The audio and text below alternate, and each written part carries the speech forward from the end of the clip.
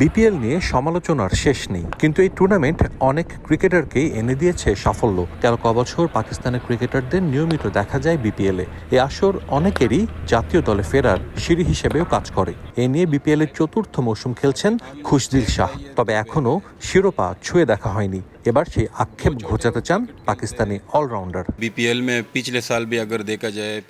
BPL এর গেল মৌসুমেও রংপুর রাইডার্সের হয়ে ভালো পারফর্ম করেছিলাম। এরপর আমি পাকিস্তান দলেও কামব্যাক করি, আবারও একই লক্ষ্য, এখানে পারফর্ম করে পাকিস্তান দলে ফিরতে চাই। এবার রংপুর রাইডার্সের হয়ে বিপিএল এর ট্রফি জয়ের লক্ষ্য। শুরুটা ভালো হলেও কিছু ম্যাচ হেরেছি আমরা, আপাতত প্লে অফ নিশ্চিত করতে চাই।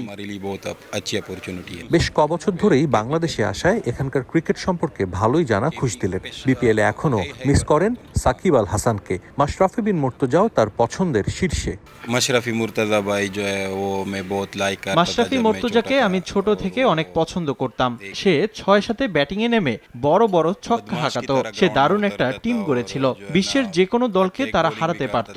সাকিবের রাজনৈতিক বিষয়গুলো নিয়ে আমি কিছু বলতে চাই না, কিন্তু সে জাতীয় দলের হয়ে 15 বছরের বেশি সময় ক্রিকেট খেলেছে, বাংলাদেশ দলের ব্র্যান্ডিং করেছে। সে বাংলাদেশ দলে থাকলে ভালো হতো। তার মতো কিংবদন্তি বিপিএল এ থাকলে এই টুর্নামেন্টের ব্র্যান্ড ভ্যালু বেড়ে যেত। খেলোয়াড়ী জীবন শেষে অনেক ক্রিকেটারই কোচিং অথবা ক্রিকেট কমেন্ট্রিতে যেতে চান, তবে খুশদিল এখানে অন্যদের চেয়ে আলাদা। নিজের এলাকার মানুষের জন্য কিছু করার স্বপ্ন এই অলরাউন্ডারের। আমার চেষ্টা থাকবে পাকিস্তান জাতীয় দলের হয়ে আরো 2-3 বছর ক্রিকেট খেলা। ক্রিকেটের পর আমি আমার এলাকায় একটা ফাউন্ডেশন গড়ে ছোট একটা হাসপাতাল করতে চাই। সেখানে সবাইকে ফ্রি চিকিৎসা দেব। বাচ্চাদের জন্য অন্তত 2টি স্কুল মাদ্রাসা করতে চাই।